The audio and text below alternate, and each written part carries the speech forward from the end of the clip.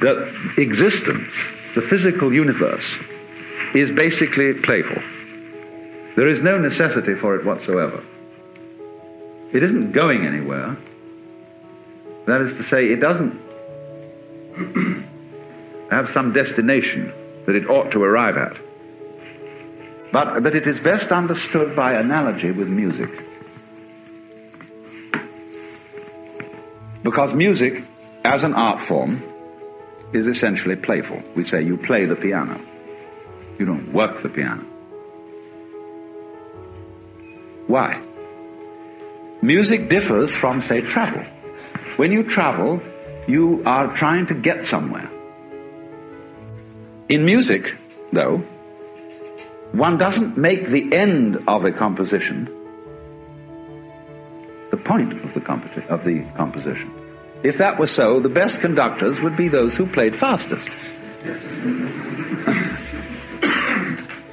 And there would be composers who wrote only finales. People go to a concert just to hear one crashing chord, because that's the end. Same way in dancing. You don't aim at a particular spot in the room. That's where you should arrive. The whole point of the dancing is the dance. Now, but we don't see that as something brought by our education into our everyday conduct.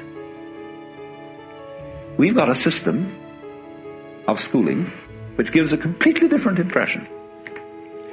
It's all graded. And what we do is we put the child into the corridor of this grade system with a kind of, come on, kitty, kitty, kitty. And yeah, you go to kindergarten, you know, and that's a great thing because when you finish that, you'll get into first grade. And then, come on, first grade leads to second grade, and so on, and then you get out of grade school, and you've got high school, and it's revving up, the thing is coming. Then you're going to go to college, and by Jove, then you get into graduate school, and when you're through with graduate school, you go out to join the world. And then you get into some racket where you're selling insurance, and they've got that quota to make, and you're going to make that, and all the time, the thing is coming. It's coming, that great thing, the success you're working for. Then when you wake up one day about 40 years old, you say, my God, I've arrived. I'm there. And you don't feel very different from what you always felt.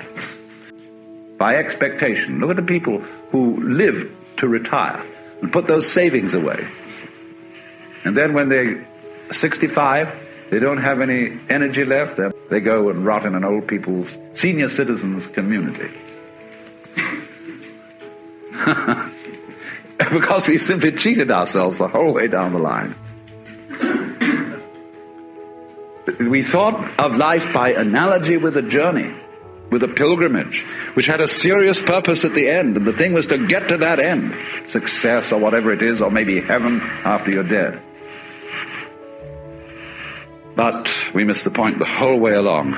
It was a musical thing, and you were supposed to sing or to dance while the music was being played.